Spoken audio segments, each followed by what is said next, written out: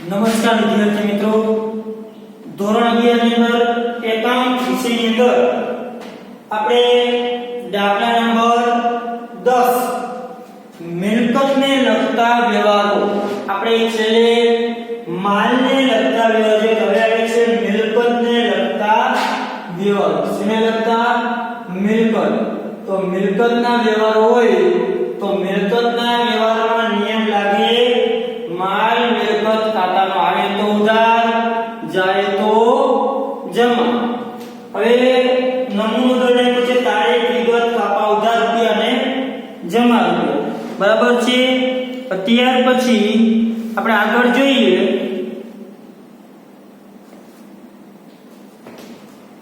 તો અહીં તારીખ કે એન્ટ્રી ક્રમ એકો છે નંબર 1 જો પહેલો 20,000 નું યંત્ર ચેક થી ખરીદ્યું યંત્ર ગોઠવણી ખર્ચના 500 રોકડા ચૂકવ્યા। તમને જો જે આ નિયમના નિયમો તમને મોકલા છે પીડીએફ ફાઇલ તમે નિયમનો અભ્યાસ કર્યો છે તમે જોયું હશે ને નિયમ હશે કે કોઈ પણ મિલકત હોય એ મિલકતની ખરીદી કે વેચાણ સમયે એની પાછળ જે કંઈ ખર્ચ કર્યો હોય તો એ જે તે મિલકત ખાતે જ પ્લસ માઈનસ થાય એમાં જેને કંઈ એડ કરવાનો થતો હોય છે। હવે જો યંત્રોની ખરીદી કરી છે અને આપણે એ પણ તમને એમાં લખાયું હશે કે કોઈ પણ મિલકત ખરીદી કે વેચાણ કરી ત્યારે ખરીદ કે વેચાણ ખાતું ન લખાય પણ એની જગ્યાએ જે તે મિલકતનું નામ આવે। ખરીદ ખાતાની પાસે શું લીધું છે યંત્ર ખરીદ ખાતાની જગ્યાએ યંત્ર ખાતા એટલે 20,000 નું યંત્ર ચેક થી ખરીદ્યું અને યંત્ર ગોઠવણીના ખર્ચના 500 રોકડા ચૂકવ્યા અને મિલકત પાછળ જે કંઈ ખર્ચ કર્યો એ ખર્ચ કોને એ મિલકતમાં પ્લસ કરી નાખવાનો એટલે યંત્રમાં શું કરી નાખવાનું પ્લસ। અહીંયા શેની ખરીદી કરી છે ખરીદી ખાતે ઉધાર નહીં થાય અને ખરીદી શેની કરી યંત્ર શું છે મિલકત છે તો ખરીદ ખાતે ઉધાર નહીં થાય પણ જે તે મિલકતનું નામ કઈ મિલકત છે યંત્ર તો યંત્ર ખાતે ઉધાર કેટલા તો કે જો યંત્ર ખાતે ઉધાર રકમ ચેક થી ચૂકવી છે કઈ રકમ ચૂકવી છે ચેક થી અને ગોઠવણી ખર્ચ 500 રૂપિયાની રોકડા ચૂકવ્યા પણ મિલકતની કિંમત પ્લસ એની પાછળ જે કંઈ ખર્ચ એ બે પ્લસ કરો 20,000 નું યંત્ર 500 રોકડા ગોઠવણ ટોટલ કેટલી કિંમત તેરા મિલકતની 20,500 રૂપિયા કેટલી થશે 20,500 રૂપિયા। હવે અહીંયા આપણે ચેક થી ચૂક્યા એટલે બેંક સિલક ઘટે તો તે બેંક ખાતે અને ગોઠવણી ખર્ચમાં કઈ તો ચૂકવા રોકડા તો રોકડે જાય તો જમા તો તે રોકડ ખાતે જમા 20,000 અને ગોઠવણી ખર્ચ 500 રોકડા કઈ ચૂકવો છે રોકડ। ફરીથી આને ધ્યાન મિત્રો મિલકત ખરીદી કરતા હોય તે મિલકત ખાતે ઉધાર જમા થાય ખરીદ કે વેચાણ ખાતું આવે અને યંત્રની ખરીદી કરી છે યંત્ર ધંધામાં આવે તો ઉધાર નાણાં કઈ ના ચૂકવા તો કે ચેક થી ઉપર બેંક સિલક ઘટે તો બેંક ખાતે જમા 20,000 અને રોકડે જાય તોય જમા તે રોકડ ખાતે જમા 500 રૂપિયા બાબત જેમાં યંત્રની ખરીદી કરી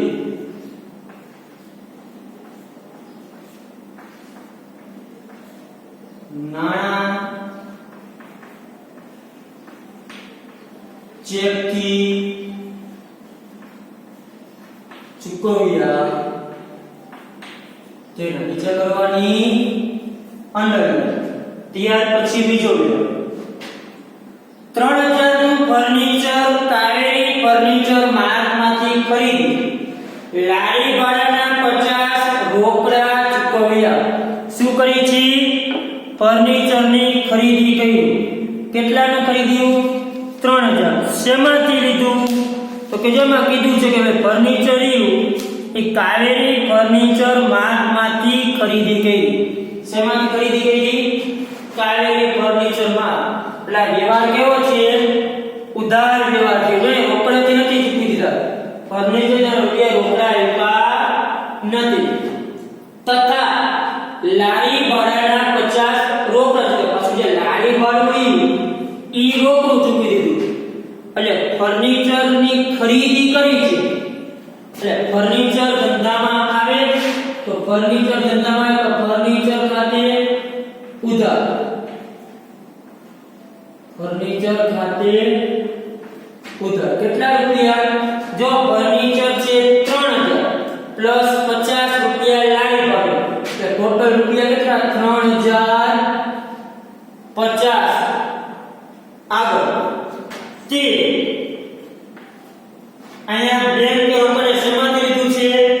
કાવેરી ફર્નિચર માર્ટ. વ્યવહાર કેવો છે? ઉધાર વ્યવહાર છે. જો ફર્નિચર નો નથી કીધું ભાઈ, ફર્નિચર ના તમે રોકડા કે છે કઈ કોઈ માહિતી નથી આપું. એટલે તે કાવેરી ફર્નિચર માર્ટ શું કહેવાય? વ્યક્તિ પ્રકારનું ખાતું કહેવાય. એટલે આપના કહેવાય. શું થયું? આપના. કેટલા? એના ખાતે કેટલા? ખાલી 3000.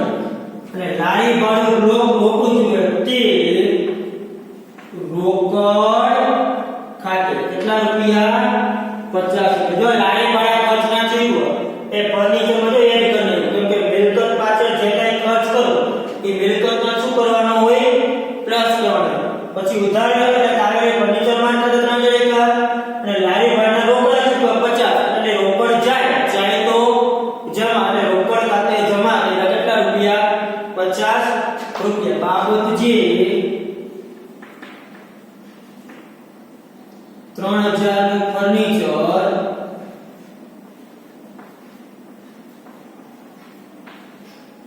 કાવેરી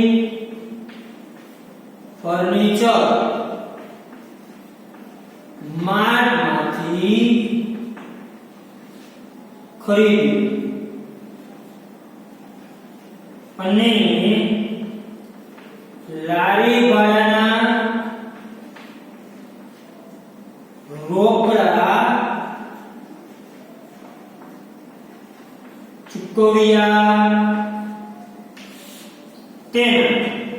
ત્યાર પછી આગળ મહાલક્ષ્મી મિલના 50 શેર દીઠ સોના ભાવે ખરીદી અને શેર દીઠ 20 પૈસા દલાલી સહિત નાણાં ચેકથી ચૂકવ્યા. નાણાં કેટલા ચૂકવા? ચેકથી આપણે ચૂકવી દઈએ છીએ નાણાં. હવે જો આપણે શેની ખરીદી કરી? શેર લીધા. શેર એટલે અલગ અલગ તમને ખબર શેર બહાર કાઢીને શેર એટલે આપણે શેરમાં રોકાણ કર્યું. શું કર્યું? શેરમાં રોકાણ કર્યું. જો મહાલક્ષ્મી મિલના શેરમાં રોકાણ કરી છે પણ આપણે નાણાં કેટલા આપી દઈએ છીએ? ચેકથી ચૂકવી દઈએ છીએ. એટલે આપણી બેંક છે કેટલી શું થશે? ઘટે. એટલે બેંક છે ઘટે એના ખાતે બેંક ખાતે શું કરશું? જમા કરશું.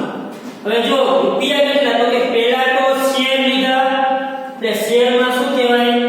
રોકાણ કહેવાય. આપણે મહાલક્ષ્મીના શું લીધું? શેર લીધા. શેરમાં રોકાણ એ માલ મિલકત પ્રકારનું ખાતું કહેવાય. તમે શેર લ્યો તો તમારા ધંધામાં શેરનું રોકાણ કરો એટલે કેટલા રૂપિયા આવે તો ઉધાર. તો શેરમાં રોકાણ અને ઉધાર.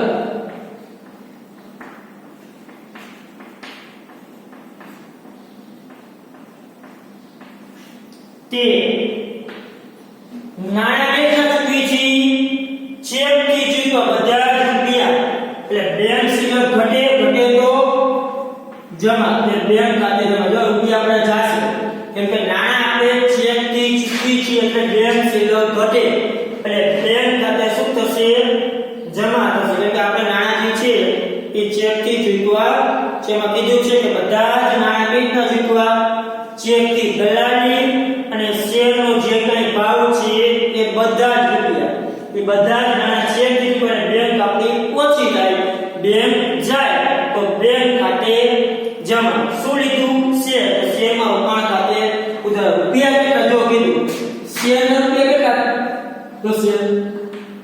50 રૂપિયા 50 શેર એક શેરનો ભાવ કેટલો છે 100 રૂપિયા એટલે 5000 રૂપિયા શેર જમા કીધું છે 50 શેર શેર દીઠ 100 એનો ભાવ છે 50 શેર ગુણ્યા આપણે આ શેરની કિંમત શેરના કેટલા રૂપિયા થશે તે 50 શેર લીધા છે એટલે 50 શેર ગુણ્યા 100 રૂપિયાનો શું છે ભાવ છે 5000 રૂપિયા એક પછી દલાલી કેટલા જીતી તો કે એક શેર કેટલી જીતી છે તો કે શેર દીઠ 20 પૈસા 50 શેર ગુણ્યા 20 પૈસા 0.20 એટલે 10 રૂપિયા શું થશે દલાલી એટલે ટોટલ રૂપિયા આપણે થયા કેટલા 5010 ક્યાં 5010 બાબતજી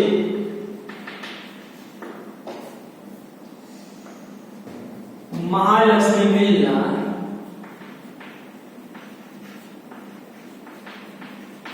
શેર ખરીદ્યા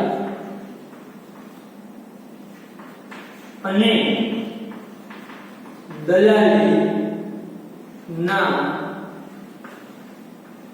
ચેકથી ચૂકવ્યા તેના આ ગણતરી ખાસ આમનો જે લખી તમે એ નીચે લખી નાખો તો એ ચાલશે વિગત તો નીચે દાખલો પૂરો થાય પછી નીચે ગણતરી થશે જેથી તમે વાંચતા હોય ત્યારે ખબર પડે કે 5 ને 10 રૂપિયા કઈ રીતે આવ્યા તો જો શેરની કિંમત 50 કીધું કઈ સુધી 50 શેર એક શેરનો ભાવ 100 રૂપિયા 5000 ને દલાલી છે 20 પૈસા 0.20 એટલે 50 ગુણ્યા 0.20 એટલે દલાલી કેટલી થઈ 10 રૂપિયા થઈ દલાલી ટોટલ ભાવ કેટલો થયો 5010 આપણે આગળ કીધું મિલકત કે કઈ લેતા હોય તો જે તે ખર્ચ છે એ એમાં શું કરી નાખવાનો પ્લસ ત્યાર પછી ચોથું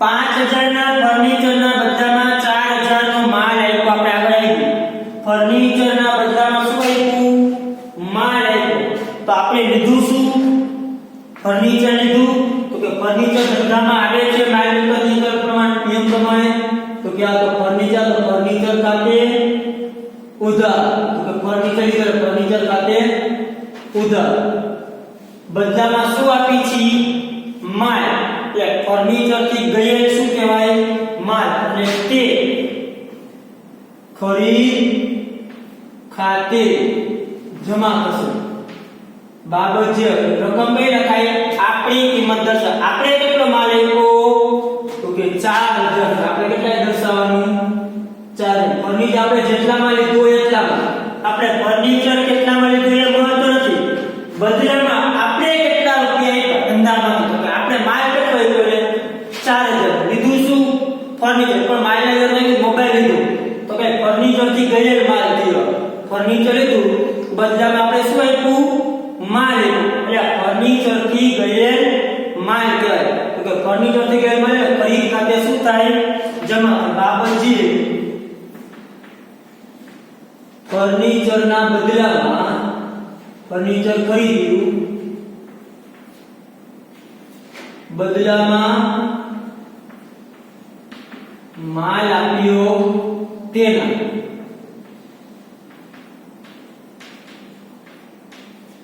નીચે કરવાની અંડરલાઈન ત્યાર પછી વ્યવહાર નંબર 5 6000 નું જૂનું યંત્ર 5000 માં વેચ્યું આપણે યંત્રનો શું કરી છે વેચાણ યંત્ર હતું કેટલાનું 6000 વેચ્યું કેટલા તો કે વેચાણ કિંમત કેટલી છે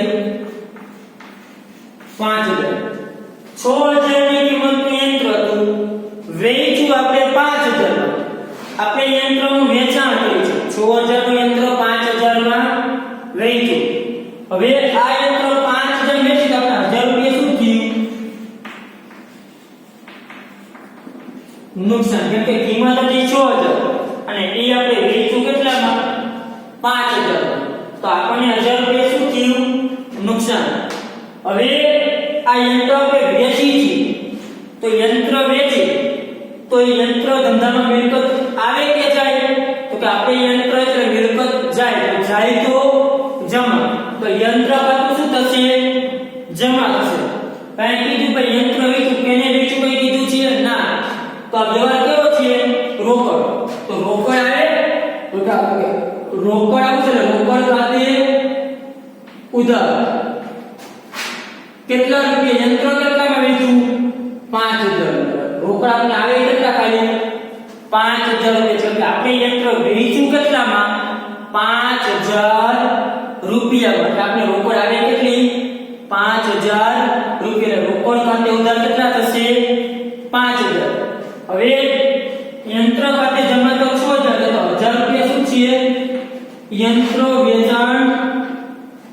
વેચતા થયેલ નુકસાન. નુકસાન હંમેશા શું થાય? ખર્ચ કે નુકસાન ઉધાર. તો યંત્ર વેચતા થયેલ નુકસાન ખાતે ઉધાર. કેટલું નુકસાન થયું? 1000 રૂપિયા. તે શું ધંધામાંથી જાય છે? યંત્ર. તો યંત્ર ખાતે જમા કેટલા રૂપિયા? 6000. જો યંત્ર ખાતે જમા 6000, રોકડ આપણે 5000 માં વેચ્યું યંત્ર, એટલે રોકડ આવશે 5000. તો 5000 તે અને યંત્ર 1000 રૂપિયાનું નુકસાન થયું, એટલે કે 6000 ની કિંમતનું હતું અને આપણે દઈ દીધું કેટલામાં? 1000. તો 5000 રૂપિયા મને 1000 નું શું કહેવાય? નુકસાન. તો નુકસાન ખર્ચ કહેવાય. ખર્ચ શું થશે? ઉધાર. તો આમ શું થાય? રોકડ ધંધામાં 5000, તો રોકડ આવે તો ઉધાર, રોકડ ખાતે ઉધાર. જેટલું નુકસાન થયું નુકસાન ઉધાર. ધંધામાંથી યંત્ર જાય તો જમા, મિલકત જાય છે. બાબત જે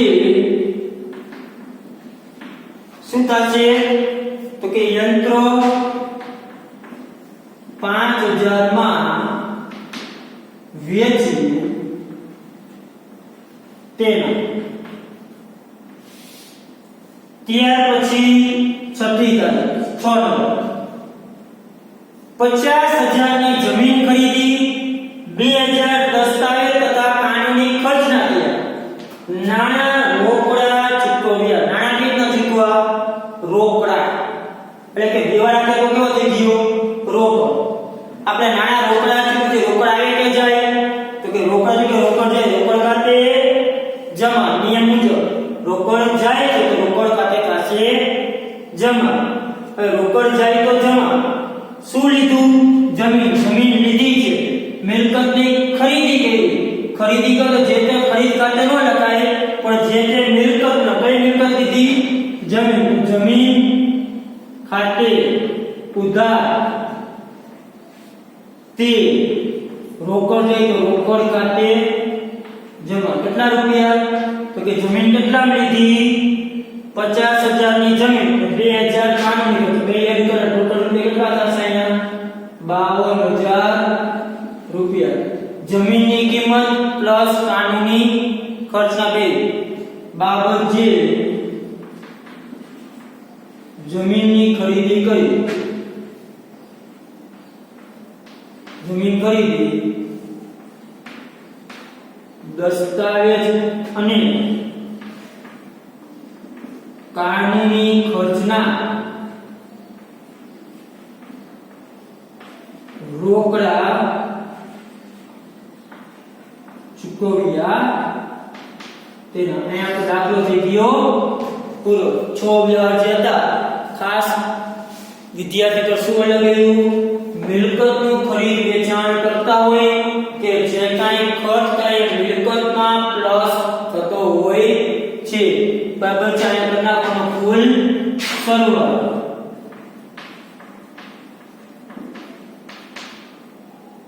બરાબર છે? કુલ સરવાળો જે થાય એ અહીંયા કરી નાખો. કેટલો થશે? 20500, 3050, 5010,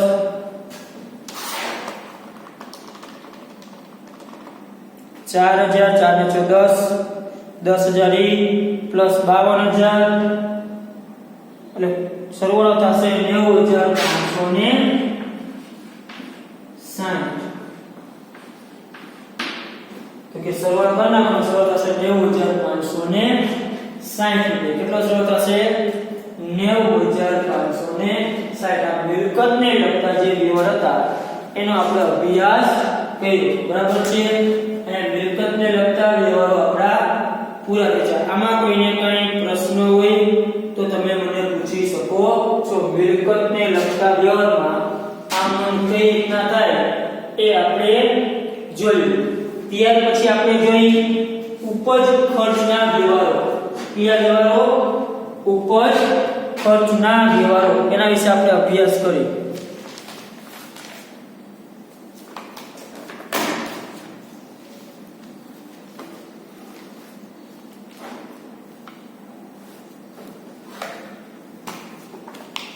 जो उपज खर्चना व्यवहार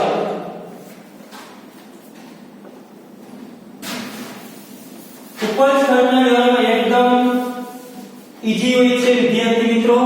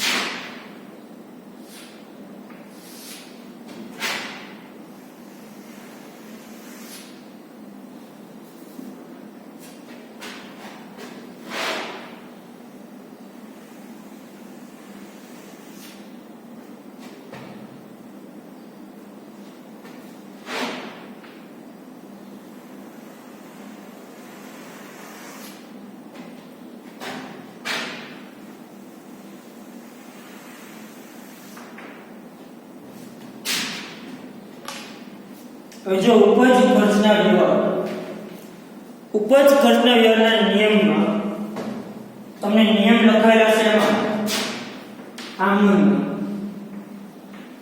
ઉપજ ખર્ચ ખર્ચ હોય તો ઉધાર થાય, ઉપજ હોય તો જમા થાય। ખર્ચ હોય તો ઉધાર થાય, ઉપજ હોય તો જમા થાય। ઉપજ ખર્ચ ખાતા સાથે હંમેશા એક ખાતું ખર્ચ કે ઉપજ અને બીજું ખાતું જે છે એ હંમેશા રોકડ અથવા તો બેંકનું ખાતું હોશે। કયું છે? રોકડ અથવા બેંક ખાતું। જ્યારે ઉપજ ખર્ચ પ્રકારનું ખાતું હોય ત્યારે એની સાથે લગભગ બીજું ખાતું જે છે એ હંમેશા રોકડ અથવા બેંક ખાતું કાં રોકડ આવતી હોય અને કાં રોકડ જાય તો જમા અને આવે તો ઉધાર, અને ખર્ચ હોય તો ઉધાર, ઉપજ હોય તો જમા। જો વ્યવહાર નંબર તારીખ જે આપી છે પહેલી શશાંકના ચોપડે દાખલા નંબર 11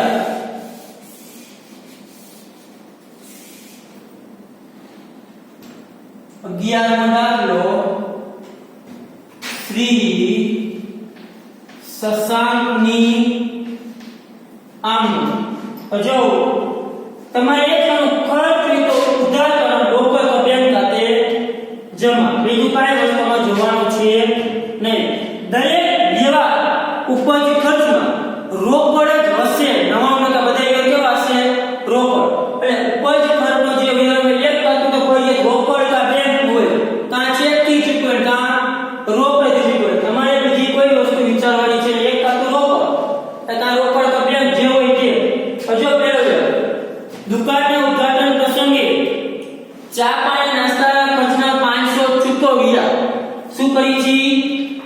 ચૂકવ્યા એટલે ચૂકવી તો રોકડ આવે કે જાય તો કે રોકડ જાય તો કે રોકડ આપણે ખબર આવે તો ઉધાર અને જાય તો જમા અહીંયા આપણે નાસ્તા પાણીના ઉદ્ઘાટન કર્યું દુકાનનું જેને કહેવાય તો ઓપનિંગ હતું અને ઓપનિંગમાં બધાયને આપણે ચા પાણી નાસ્તાનો ખવડાવ્યું એમાં ચા પાણી નાસ્તાના ખર્ચના તો કેટલા થયા 500 જે આપણે ચૂકવ્યા હવે નાણા આપણે ચૂકવ્યા તો કે આ નાણા શું કર્યું ચૂકવ્યા ચાલો 2014 મે જેવા તારીખ લખી છે 2014 મે 1 પછી જો આપણે નાણા ચૂકવ્યા તો ચૂકવેલા રોકડ જાય તો કે આ રોકડ જાય તો જમા તો કે શેના ચૂકવ્યા તો કે ચા પાણી પરચુરણનો ખર્ચ કહેવાય કેવો કહેવાય તો કે ખર્ચ હંમેશા શું હોય ઉધાર લખો પરચુરણ ખર્ચ ખાતે ઉધાર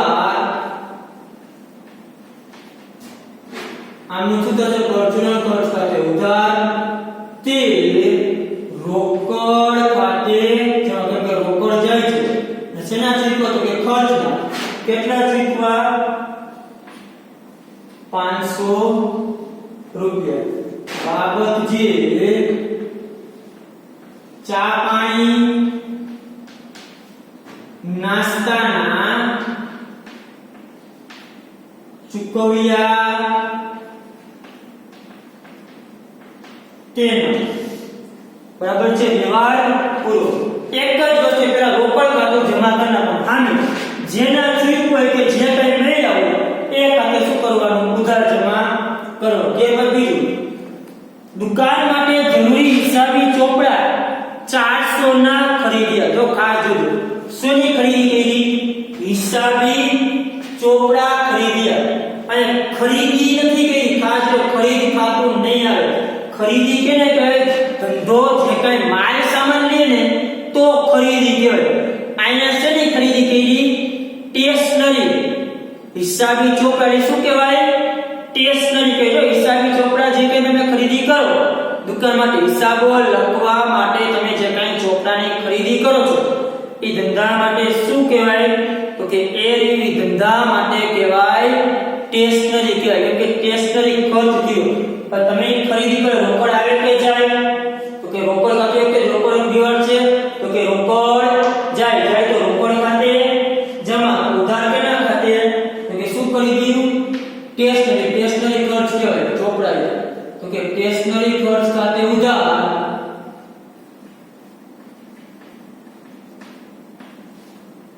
તે રોકડ ખાતે જમા કે રોકડ જાય છે કેટલાની ખરીદી કરી છે 400 રૂપિયા આપણે કીધું કે એક ખાતું તો ફરજિયાત રોકડનું આવશે ઉપજ ખર્ચના વ્યવહારની અંદર બરાબર છે એક ખાતું કી આવશે રોકડનું બાબત જે સ્ટેશનરી ખરીદી તેના ખર્ચ રોકડ હંમેશા એક ખાતું રોકડ અથવા તો બેંક પેલા જે ખાતું ઉધાર જમા કરેલું જોઈએ આવે કે જાય સામે વિરુદ્ધ અને વિરુદ્ધ ખાતું ત્યાર પછી જો મજૂરી અને લારી ભાડાના રોકડા ચૂકવ્યા મજૂરીના 200 અને લારી ભાડાના 100 રોકડા ચૂકવ્યા શું કરી છે ચૂકવી છે ચૂકવેલા રોકડ આવે કે જાય તો કે રોકડ જાય તો રોકડ ખાતે જમા તો ઉધાર કેના ખાતે શેના ચૂકવ્યા તો કે એકદમ મજૂરી ખાતે ઉધાર બીજા શેના ચૂકવ્યા તો કે લારી ભાડું તો કે લારી ભાડા ખાતે ઉધાર તે ચૂકવી છે રોકડ જાય તો તે રોકડ ખાતે કેટલા ચૂકવ્યા તો કે મજૂરીના 200 લારી ભાડાના 100 એટલે ટોટલ કેટલા ચૂકવ્યા 300 રૂપિયા બાબત જે મજૂરી અને લારી ભાડાના ચૂકવ્યા તેના મજૂરી અને લારી ભાડાના ચૂકવ્યા તેના ત્યાર પછી તારીખ 5 દુકાન ભાડાના 500 અને ઘર ભાડાના 300 ચૂકવ્યા. દુકાન ભાડું અને ઘર ભાડા શું કરી છે? ચૂકવી છે. તો આપણે ચૂકવી તો રોકડ આવે કે જાય? તો કે આપણે ચૂકવા છે એટલે રોકડ શું થશે? જાય. જાય તો જમા. તો કે આપણે નાણા ચૂકવા. શેના લખો ઉધાર. શેના ચૂકવા? તો કે દુકાન ભાડા. તો કે દુકાન ભાડા ખાતે ઉધાર. કેટલું દુકાન ભાડું ચૂકવું છે? 500. બીજા શેના ચૂકવા? ઘર ભાડું. તો ખાસ જોજો, ઘર ભાડા ચૂકવા. ખર્ચ છે પણ એ ધંધાનો ખર્ચ છે ને. એ ખર્ચ શેનો છે? તો કે ઘર ભાડાના જે ચૂકવી છે એ ખર્ચ કહેવાય ઘરનો. તો એ ધંધા માટે શું કહેવાય? ઉપાડ. ઘર ભાડા માટે નહીં લખે પણ શું લખાય છે? ઉપાડ ખાતે ઉધાર. કેટલા રૂપિયા? 300. કે રોકડ ખાતે કેટલા? 800. બાબત જે દુકાન ભાડું અને ઘર ભાડું ચૂકવ્યું તેના. બરાબર છે? દુકાન ભાડું અને ઘર ભાડાના ચૂકવ્યા તેના. જો આ જે ઘર ભાડું છે ખર્ચ પણ એ ઘરનો ખર્ચ કહેવાય, અંગત ખર્ચ કહેવાય. એના માટે શબ્દ કયો વપરાય? ઉપાડ શબ્દ વાપરો છે. ત્યાર પછી તારીખ 10 કમિશનના 400 મળ્યા. ચાલે શું થાય છે? કમિશનના મળે છે. આપણને મળ્યા. તો મળ્યા હોય તો રૂપિયા આવે કે જાય? તો કે રોકડ આવે. તો રોકડ આવે તો ઉધાર. તો રોકડ ખાતે રોકડ આવે છે. રોકડ ખાતે ઉધાર. કેમ કે કમિશનના મળ્યા. આપણને કમિશન મળ્યું એટલે આપણે એક રોકડ તો બે જોઈ લો. રોકડ કે બે આવે? તો કે રોકડ આવે તો ઉધાર. શેના મળ્યા? તો કે કમિશનના. તો તે સામે જે તે ખર્ચ તો ઉપજનું નામ તે કમિશન ખાતે. શેના મળ્યા? કમિશન. કેટલા મળ્યા? તો કે 400. કેટલા મળ્યા? 400. ઉધાર જેમાં 400. બાબત છે કમિશનના મળ્યા તેના. બાબત જેમાં શું આવશે? કમિશનના મળ્યા તેના. બરાબર છે? ત્યાર પછી તારીખ 12 દલાલીના 800 નો ચેક મળ્યો. જો દલાલીને શું મળે છે? ચેક.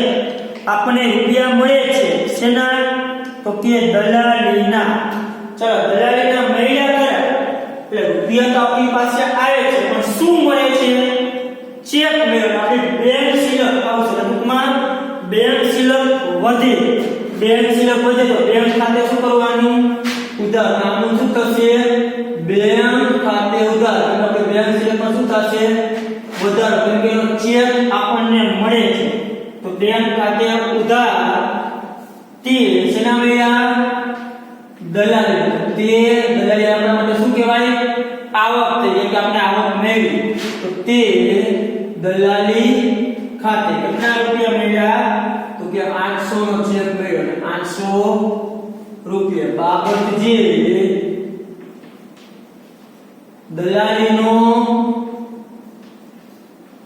દલાલીના ચેક દ્વારા મળ્યા તેના. કે દલાલીનો ચેક મળ્યો તેના. તો કે આપણે દલાલી ચેક દ્વારા મળી છે એ આપણે બાબત જેમાં દર્શાવે. ત્યાર પછી 15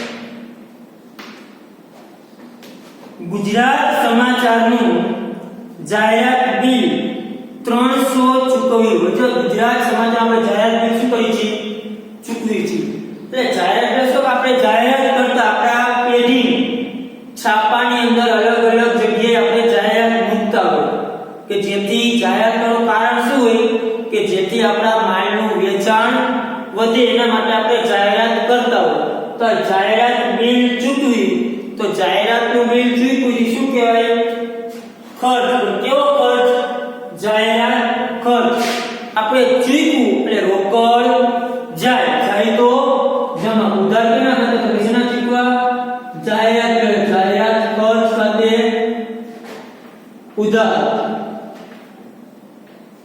તે રોકડ ખાતે જમા જાહેરાત કેટલું ચૂકવું તો કે 300 રૂપિયા કેટલું ચૂકવું 300 રૂપિયા બાબત જે જાહેરાતનું બિલ શેનાથી કરે જાહેરાતનું બિલ ચૂકવ્યું તેના ચાલો વ્યવહાર પૂરો જાહેરાત ખર્ચ કે જાહેરાત બિલ કે જાહેરાત શું થયો ખર્ચ ત્યાર પછી તારીખ 20 ઇક્વિટી શેર ડિવિડન્ડ 500 મળ્યું અને આપણે ડિવિડન્ડ શું કહેવાય મળે છે એટલે ડિવિડન્ડ એટલે શું તમે કોઈ પણ જગ્યાએ શેરમાં રોકાણ કરો આપણે કોઈ પણ કંપનીના શેર લીધા તો આપણે એમાં રોકાણ કરીએ આપણે આવક તો થઈ જાય કોઈને વ્યાજે રૂપિયા આપીએ તો આપણને શું મળે વ્યાજ મળે કોઈને ઉછીના બદલામાં તમને વ્યાજ મળે શેર લીધો કોઈ પણ તમે રિલાયન્સ કે ટાટા આવ્યો તો શેર ઉપર વળતર સ્વરૂપે એટલે કે જે નાણાં મળે જેમ આપણે ધંધામાં રોકાણ કરીએ તો આપણે વળતર સ્વરૂપે શું કહેવાય નફો પડ્યા કે ભાઈ નફો મળ્યો મારા ભાગમાં આટલો નફો આવ્યો એમ શેર ઉપર જે કાંઈ વળતર સ્વરૂપે નાણાં મળે એને કહેવાય ડિવિડન્ડ શું કહેવાય ડિવિડન્ડ કે શેર પર નાણાં સ્વરૂપે જે કાંઈ વળતર મળે એને શું કહેવાય ડિવિડન્ડ અને ડિવિડન્ડ આપણે મળ્યું છે એટલે ડિવિડન્ડ એ આપણા માટે શું છે આવક છે એટલે આવક છે ડિવિડન્ડ ખાતે આપણે શું કરશું જમા કરશું ડિવિડન્ડ ખાતે શું થશે જમા તો ઉધાર કેના ખાતે તો કે આપણે મેળવે રોકડા મેળવે પણ ખાસ એ જોવાનું કે ડિવિડન્ડની પેઢી કંપની જે છે એ આપણને રોકડમાં આપવા આવે નહીં પણ શું કરી નાખે ડાયરેક્ટ આપણા ખાતામાં જમા કરતા એટલે અહીંયા હંમેશા ડિવિડન્ડ જે મળે ને એનો હંમેશા ચેક જ મળે અથવા તો ડાયરેક્ટ આપણા ખાતામાં શું કરે કંપની જમા કરે કે રોકડમાં મળશે નહીં એટલે આનું થઈ જશે બેંક ખાતે ઉધાર રોકડ થઈ જશે બેંક ખાતે ઉધાર તે ડિવિડન્ડ ખાતે જમા કેટલું ડિવિડન્ડ મળ્યું તો કે 500 રૂપિયા કેટલું મળ્યું 500 બાબત જે ડિવિડન્ડ મળ્યું તેના શેના મળ્યા ડિવિડન્ડ મળ્યું તેના ખાસ વિદ્યાર્થી મિત્રો જોજો ડિવિડન્ડ હંમેશા બેંકમાં જમા થાય છે રોકડ ખાતે ઉધાર ન થઈ ગયું ધંધામાં રૂપિયા આવે છે પણ શેમાં બેંક ખાતામાં ત્યાર પછી 24 એસઆર કંપનીએ ડિબેન્ચરનું 1000 ચેક થી ચૂકવ્યું એસઆર કંપનીએ ડિબેન્ચરનું વ્યાજ ચૂકવ્યું મતલબ શબ્દ પાછળ ચૂકવ્યું છે પણ તેને એસઆર કંપનીએ એનો મતલબ કે એસઆર કંપનીએ આપણને વ્યાજ ચૂકવ્યું શું ચૂકવ્યું વ્યાજ આપણને તો રૂપિયા શું થયા મળ્યા કે રીતના ચૂકવીએ ચેક જેવી રીતે શેર ઉપર ડિવિડન્ડ મળે એવી રીતે કંપની ડિબેન્ચર પણ બહાર પાડે આ બધાની વિસ્તૃત ચર્ચા તમારે એસપી ની અંદર આવશે તો કે શેર ઉપર જે ડિવિડન્ડ મળે એમ ડિબેન્ચર પર જે આવક મળે એને કહેવાય ડિબેન્ચરનું વ્યાજ શું કહેવાય ડિબેન્ચર વ્યાજ અને ડિબેન્ચર વ્યાજ છે આપણા માટે થઈ આવક શું થઈ આવક તો ચેક થી મળે છે બેંક ખાતે ઉધાર થશે તો કે આપણે બેંક શેરમાં શું થશે વધારો બેંક ખાતે ઉધાર તે ડિબેન્ચર વ્યાજ ખાતે કેટલા રૂપિયા? તો કે બેંક ખાતેદાર કેટલું મળ્યું? 1000 રૂપિયા. બાબત જેમાં ડિબેન્ચર વ્યાજ મળ્યું તેના ડિબેન્ચરનું વ્યાજ મળ્યું તેના બરાબર છે. ડિબેન્ચર પર જે આપણે આવક પ્રાપ્ત થઈ એના પર વળતર સ્વરૂપે જે નાણાં મળે એને કહેવાય ડિબેન્ચર વ્યાજ. શું કહેવાય? ડિબેન્ચર વ્યાજ. 13 પછી 25 દુકાન માટે 3000 ની કિંમતનું સાઇન બોર્ડ બનાવ્યું. શું બનાવ્યું? Sign board. દુકાન માટે તમે સાઇન બોર્ડ એટલે બહાર આપણે જે બોર્ડ લગાવી છે એટલે એ શું કે આપણું ફર્નિચર થીમ કહેવાય. શું થીમ કહેવાય? ફર્નિચર. સાઇન બોર્ડ બનાવ્યું એટલે આપણે એનું શું કરાયું કહેવાય? ફર્નિચર કરાયું. તો કે સાઇન બોર્ડ આવે છે માં ફર્નિચર. તમે તો ફર્નિચર લીધેલા છે ઉઠી તો ફર્નિચર બને તો ફર્નિચર નું નામ આવ્યું કહેવાય. તો કે ફર્નિચર ખાતે ઉધાર. હવે બનાવો છે તમારે રૂપિયા ચૂકવવા તો પડે તો તે રોકડ ખાતે જમા. કેટલાની કિંમતનું બનાવ્યું છે? 3000 ની કિંમત. ફર્નિચર કહેવાય એટલા માટે. આગળ જે દુકાન માટે સાઇન બોર્ડ બનાવ્યું તેના નીચે બનાવવાની અંદર. ચાલો વ્યવહાર વિદ્યા પૂરા જોયું તમે. જેટલા વ્યવહાર છે બધામાં જો રોકડ રોકડ રોકડ રોકડ રોકડ રોકડ બેંક બેંક રોકડ અને બેંક. આપણે જોયું કે ઉપજ ખર્ચના તમામ વ્યવહારમાં રોકડ ખાતું અને ત્યાં બેંક ખાતું ફરજિયાત એક ખાતું અવેલેબલ છે. એક ખાતું કઈ અસ્તિત્વમાં આવે છે એની સાથે બીજું જે ખાતું રહ્યું એ ખાતું જે હોય તે જેના ચૂકવતા હોય એના. ચાલો વ્યવહાર પૂછે કે અહીં કરી નાખશું કુલ શરૂઆત. નીચે કરી નાખો અંડરલાઈન. અહીંયા કરો અંડરલાઈન. જે શરત ને કેટલી ગઈ કરવાની? 2 શરત 500 400 900 1200 800 2000 2400 2400 3200 3500 5000 5 ને 3 8000. કેટલો સરવાળો થયો? 8000 રૂપિયા. ચલો સરવાળો કરી નાખો. દાખલો આપણો પૂરો.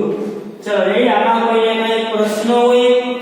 ઉપજ ખર્ચના ગેરહાજર આપણે જે લેક્ચરમાં અને મિલકત ને લખેલો બંને લેક્ચરમાં તમને કઈ પણ પ્રશ્ન જે કઈ